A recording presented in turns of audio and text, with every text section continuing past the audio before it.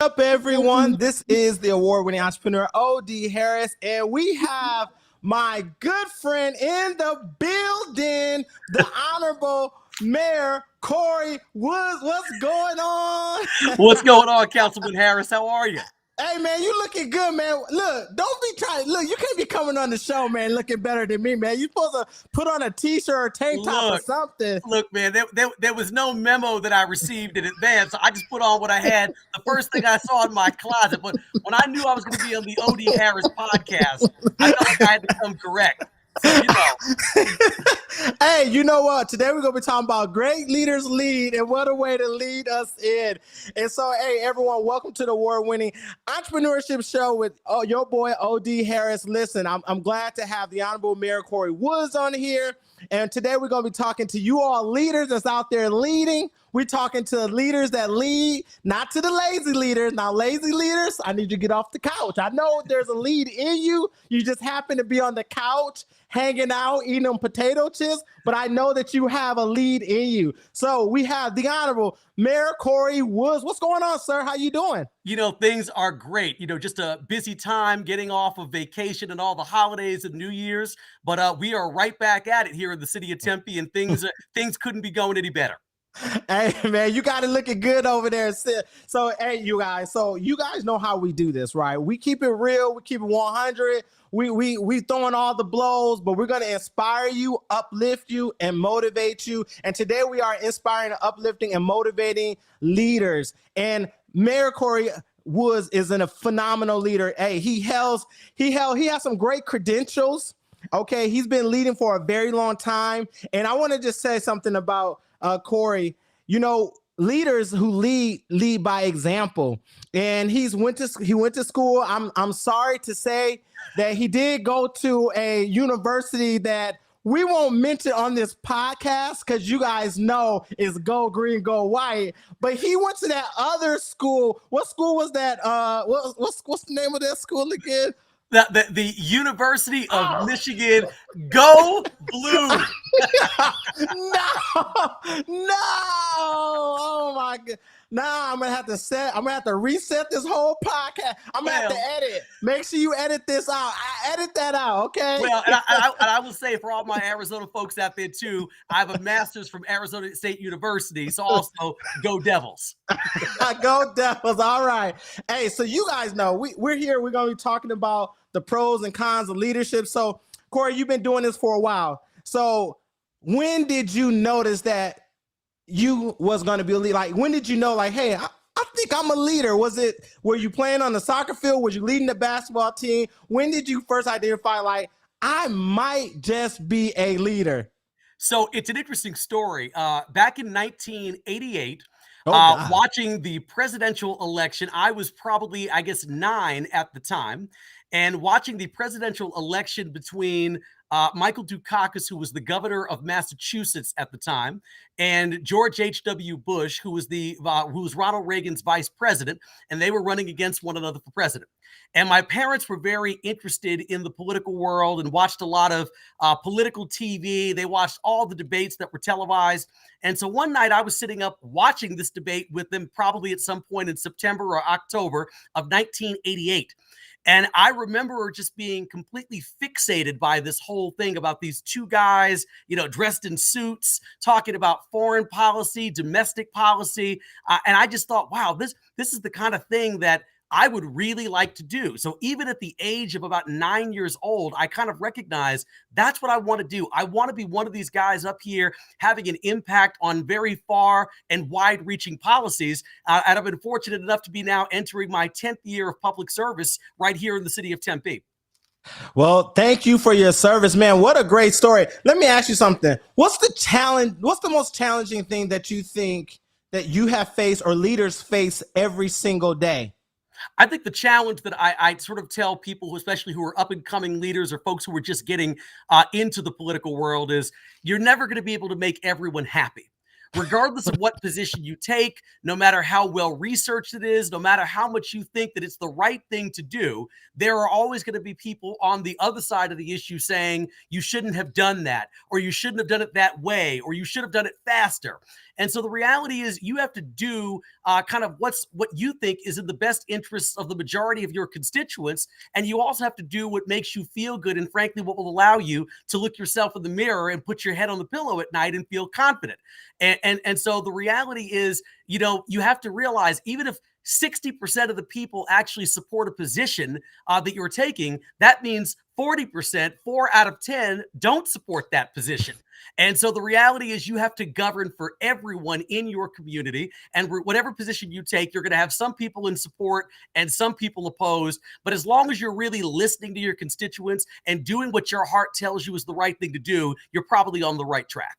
Oh, well, hey, look, now I got to ask you, now I got to get real deep. Okay. Did you play a sport? Did you play a sport when you was in school? Yeah, I played baseball. Was my best sport. I played baseball from an organized standpoint all the way through the 10th grade. I played basketball for a number of years as well. That ended the summer of my junior year of high school. I played for a summer league team back in my hometown of New Rochelle, New York.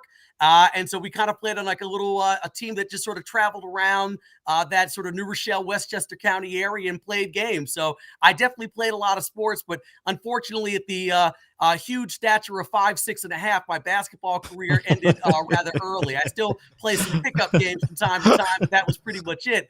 But, the funny thing is I played baseball for quite some time, and there were a number of folks who thought that I, had the ability maybe to one day play in the minor leagues. But at that point, when I got to that point where I was entering my junior year of high school, you get to a point where things are no longer hobbies. You really have to commit to whatever activity it is, whether it's, playing baseball, playing basketball, model Congress, student government, whatever it happens to be. These aren't things you could just sort of do part-time. You have to really commit. And so I was at a place at that point where I really wanted to get very deeply involved in student government. I've been both freshman class president and sophomore class president back in my high school, which was New Rochelle High School. And I made a decision at that point, like, look, I can either continue to try to pursue my baseball career and go through a lot of additional training and kind of, exercise regimens to get up to speed to play varsity and maybe go on to play college ball, or I can really focus my attention on the student government side of things. And I chose student government. Nice. Let me ask you a real question. This is going to be hard now. I don't know. This is going to be a tough one. Kobe or LeBron James? I just need to know, Kobe or LeBron James? Kobe. Okay. Kobe. All right. And the reason why is, LeBron James is an exceptional player. I mean, sort of a once in a lifetime, once every 25 years kind of player. But Kobe was just so deadly down the stretch. The number of clutch shots and game winners. I mean, opposing teams truly feared him when the clock was running down. I mean, I grew up as a New York Knicks fan. And I know, seeing folks like Kobe Bryant or Michael Jordan kind of staring you down with that last 2 minutes of the game, you literally, as a fan, and I'm sure even as someone playing on the opposing teams, lived in a state of fear. And so if I have to go, they're both great players, but if I had to go with one of the two to start a team, I'd go with Kobe. Got it. What about his leadership style? Because, we're talking about leaderships and you guys understand that we're talking about a little bit of everything, but it all kind of goes back to the point of leadership. And what about Kobe that you've seen in his leadership style on the court, maybe something that you've seen off court? Is there something about his leadership style that you kind of said, you know what?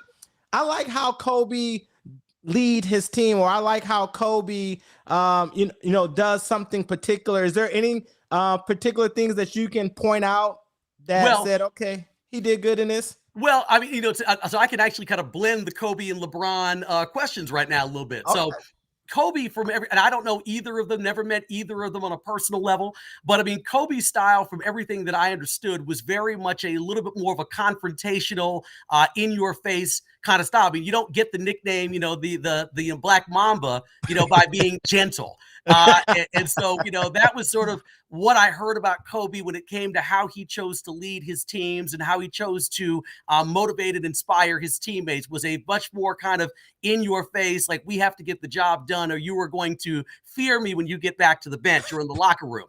LeBron's style, I hear, is a lot more collaborative and a lot more gentle in terms of just sort of, a pat on the back and say, hey, come on, we're all one team here. We can go, we can get this done. But I think there's a little bit of both styles, frankly, that you have to blend to be an effective leader. I think you have to be collaborative. I think you need to work with people. You need to hear people out. And many times you have to be a better listener and less of a talker when you're actually in a leadership role. But at the same time, I think there's a point when people have to realize, look, this is going to get done. No ifs, ands, or buts about it. I'm not going to accept second best. We're going to raise the bar around here and really do great things and do big, innovative work. And so I think you have to blend a little bit of both of their styles, both, Kobe and LeBron's, if you're truly going to be an effective, successful leader. So leaders often have to make decisions that's clutch, and sometimes, it's at the last minute. As a leader, how should a leader, process a clutch decision where they are in a predicament, they're in the pressure cooker, and how do they process that decision? How do they make the right decision? Is there ever a right decision that a leader can ever make? How does leaders process and clutch decisions? I think you have to really just heavily study the issues that you're going to be voting on in sort of a city council context. I think whether that is, reading documentation, talking to your professional staff, having conversations with residents, whatever you need, talking with your colleagues on the city council and trying to get informed of the multitude of different perspectives that exist. But at the end of the day, I think that's how you best can be prepared to make decisions in clutch moments when the pressure's on. I mean, as an example, in a council meeting, as you well know, when you get to that second public hearing, when you're taking final disposition on a very tough case, most times those are economic development cases that have the ability to affect the future of the city or perhaps an adjacent neighborhood. That's when you really have to come through in the clutch. And that's when I think it really is clearly important to, talk to staff, talk to your colleagues, talk to residents who are in the affected adjacent neighborhoods. I think that's the best way that you can, frankly, go downstairs and make a sound decision. Once again, it's not necessarily going to be a decision that 100% of the people watching that meeting are going to be in support of and are going to think is the right one. But I think if you've done your homework and taken in a bunch of different perspectives in terms of trying to make that final decision, I think you can come through in the clutch on a regular basis. Yeah, I like that. Do you feel like you're a clutch decision maker? Do you feel like what's your style? Tell us, what's your style of leadership? Like, like consensus? Do you feel like, what's your style of leadership? How do you like to lead people is the best way?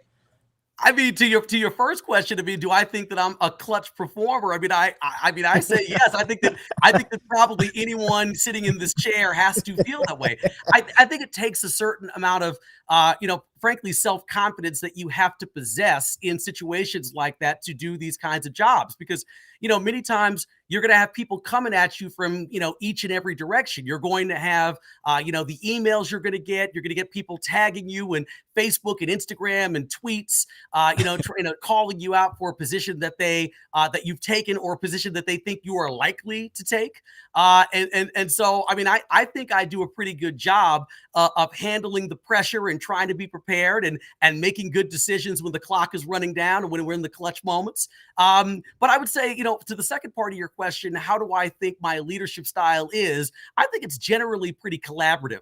I think to the people. Oh, so you LeBron. So you got some LeBron in you. I've got a little bit of LeBron in me, at my tremendously tall 5'6.5" stature. I think that's sort of how I govern. I think most of my council colleagues would say Corey is very quick to send a text message, pick up the phone, have a conversation, go out for breakfast or lunch, and really have very in-depth conversations and even sometimes hard conversations on sometimes very tough, delicate issues. And so I think that's my style. It's trying to bring everyone to the table. Now, does that mean that you're going to get a unanimous 7-0 vote every Thursday night on every issue? No, and I don't think you can frankly expect that. But I think that people would probably say that I try very hard and probably sometimes even overly hard to bring everyone to the table and make sure that everyone's voice is being heard and that people's opinions are all being well respected.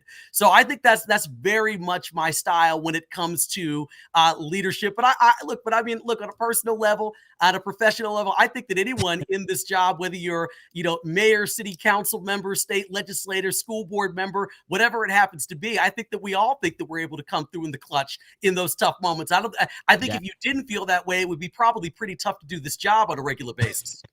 Yeah, because you can't spend too much time in one spot because you got another decision to make. Which brings me to my next question. Listen, us leaders, we deal with a lot of crazy stuff. We have to deal with staff. We have to deal with the execution of whatever the operations is, whether you're in a small business, whether you're in government, whether you're just living your personal lives. We have to be in this moment. But how do we balance? Like, what can leaders do to help them balance? Because you got to have a point where you kind of decompress from all this crazy, because it never stops. I was taking calls on Christmas Eve. It never stops. How do we decompress? How do we separate ourselves from all the crazy stuff and take a moment for ourselves? I think you have to try your best to remain grounded and frankly take time for yourself. That was something that since we're talking, we're doing real talk here. During my first 8 years of city council life between 2008 and 2016, I don't think I did a great job at that. I felt like there were many times I worked very hard, and I do think that was frankly one of the things that led me to getting elected as mayor, is that people did remember that how hard I worked on issues, that I was responsive, that I showed up to neighborhood gatherings, and I seemed to try to really study the issues in a very serious way. I do think that was one of the big keys to my success in running for this job. But at the same time, I didn't always do a very good job of sort of balancing my professional life with my personal life.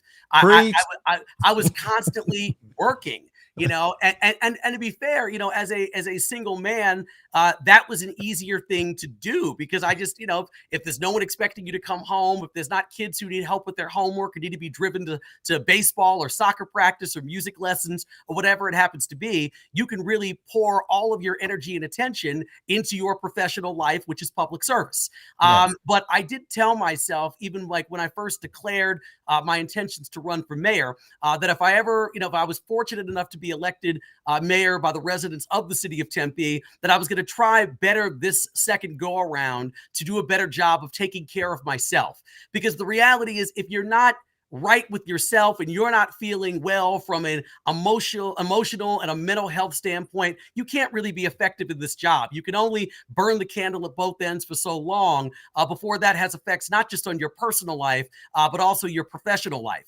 And so I try very hard now sometimes to take long weekends. The week between Christmas and New Year's, I took that entire week off. I had to come in for about 15 minutes at a time on 2 different occasions to sign a document. But then after that, I went right back home and got right back on the couch and turned the TV on. So I tried very hard during those times to recharge in ways that were personally beneficial to me. But I would say you got to take care of yourself. I mean, we're not, as you know, we're not robots. We're human beings. We feel, and we hurt and we bleed just like everyone else. And if you're not right, mentally or emotionally, because you're working too hard and not spending time with friends and family and loved ones, you're frankly not going to be very good at the job that you've been elected to do. This is a serious question. I got a real serious question to ask you. Horseback riding or riding a bike? Which one? Come on, which one? Riding a bike. Absolutely. Riding a bike. Because I've only actually gone horseback riding once in my life, but I've been on a bike many times. So quite honestly, given the fact that I've done it with more frequency and that Tempe is a top bicycle community in the entire state of Arizona, I'm going with the bicycle. Oh, shots fired! Shots fired! Look, the truth is what it is. I said what I said. Hey, we not. Hey, Chandler, it's all good. We got this. We got our bicycle lanes. They coming. They're gonna be stronger than ever before. I promise you. Look. Let me tell you. No disrespect to Chandler. Chandler is an incredible city, exceptionally well run. Obviously, shout out to Councilman Harris and Mayor Hartke and the entire Chandler City Council. We are all brothers in this whole thing. So, hey, you got to have some sense of pride. I think that leaders sometimes we lose our sense of humor because every day we're making these powerful decisions that impact so many people's lives, and we forget. I mean, people forget we're human. We like to laugh, we like to have fun. Now, I'm gonna tell you something, Corey. I love going to the nail salon. I get my nails done. I get my feet done. I get back massages. I get the little facial thing. Like, I'm trying to get my baby face back right. I lost my hair a long time ago. It's a long story. You and me both. You and me both, my friend. But you're right, though. You were right. I mean, I'm a big fan of massages. That was actually one of the tough things, with the pandemic. You couldn't do a lot of those things. I mean, along with a whole lot of other things, just because of the close quarters you had to be in. But no, but in sort of normal, regular times, I mean, massages are one of the few times where I'm actually truly able just to relax. I mean, I many times if I ever go for one, I fall asleep. I mean, I am face down, in that donut on the table, and I am out cold. I mean, probably within 10, 12 minutes of an hour-long massage, I am unconscious. Oh my God, listen. Especially when they start rubbing on your head. Yeah. I'm done. And then you're just out. But no, I mean, it's true. That you got to take care of yourself. And I mean, and whatever people feel the need to do to pamper themselves or to that provide you that sense of relaxation. I mean, some people it's getting a manicure or a pedicure. Some people it's taking a hike. Some people it's gardening. Some people it's knitting or crocheting. Whatever, or whether it's just watching Netflix or Hulu. Whatever it is, like you have to find the thing that brings you some sort of level of zen, and you need to fully embrace it. For me, many times, honestly, it sounds weird, but it's watching TV. When I come home from a council meeting on most nights, or even just from a normal workday, my mind is spinning with all of this stuff that's going on about, because during the day, I'm in meetings, I'm on phone calls, I'm performing tasks, I'm just running from one place to the next, and I don't really have a lot of time to think and reflect. I'm just trying to get stuff done that's on my calendar. So at night, many times, that's the only time I really have to sit back and reflect and try to think about what I really would like to do tomorrow and well off into the future.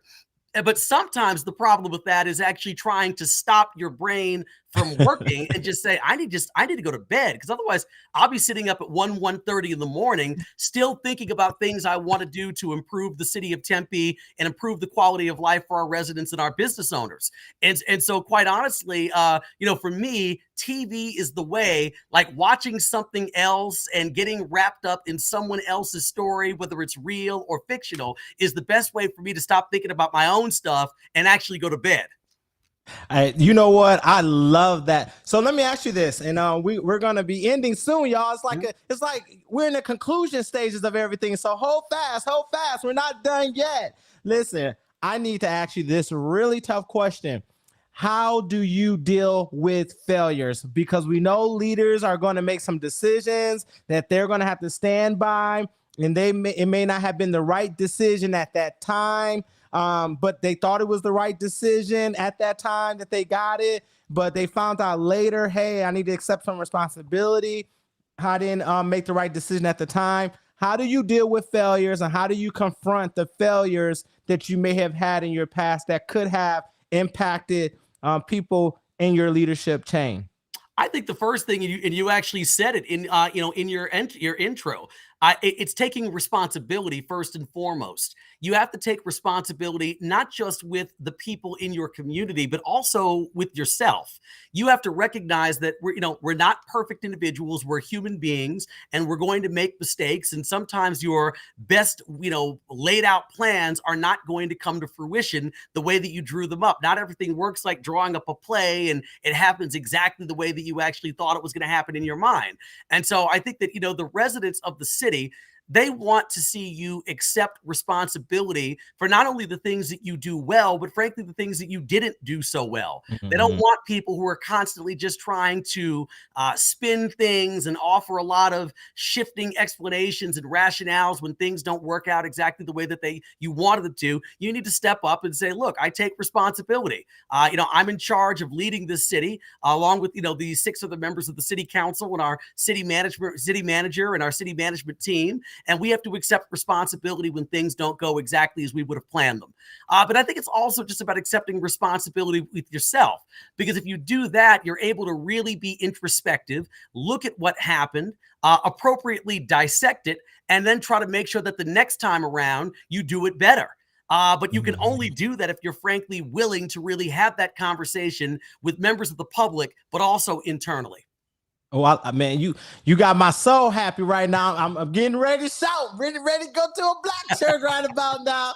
Oh my goodness. Hey, you on fire. And listen, I know as a leader, there's challenges, there's stuff that we face, just being real and honest, that there's some stuff that we go through. There's some things that goes through our minds, and we're up late at night. As the mayor has already said, we're trying to work through these issues.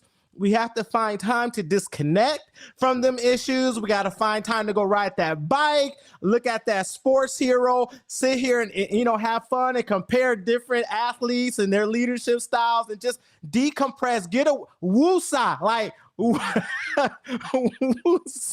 Everybody woosah. Everyone just take a moment, woosah. So the Honorable Corey Woods, everyone, listen, I want to give you a second to give these leaders something that can inspire them, uplift them, motivate them, even if it's just a joke, whatever it may be. Listen, give them your best. Give them something that's going to energize them, as you are right now in this podcast. I would just say, first of all, Councilman Harris, I really just appreciate the opportunity to join you today for the podcast. Really appreciate you making the invitation. I would tell, people primarily just to stand in your own truth. I mean, there's many times where, you're going to have people pushing and pulling you from all different directions. And especially in politics, sometimes you'll get people praising you and sometimes people are taking shots at you.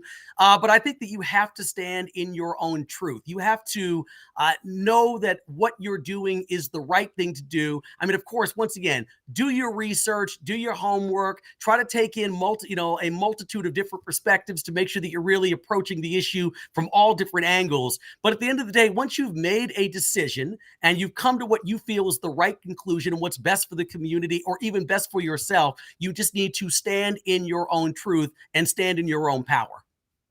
Hey, I love it. Hey, this is the award-winning entrepreneur, O.D. Harris, with the Honorable Mayor Corey Woods. Great leaders lead. You guys have it. He laid it out for you out cold. If you were not taking notes, I want you to go back and rewind this podcast right now. Rewind, just YouTube it, whatever you got to do, just rewind it. Go back and take the notes, because the gems he dropped was boom shakalaka. Okay. Thank you guys for your time, and thank you guys for hanging out with us for a little while. Peace.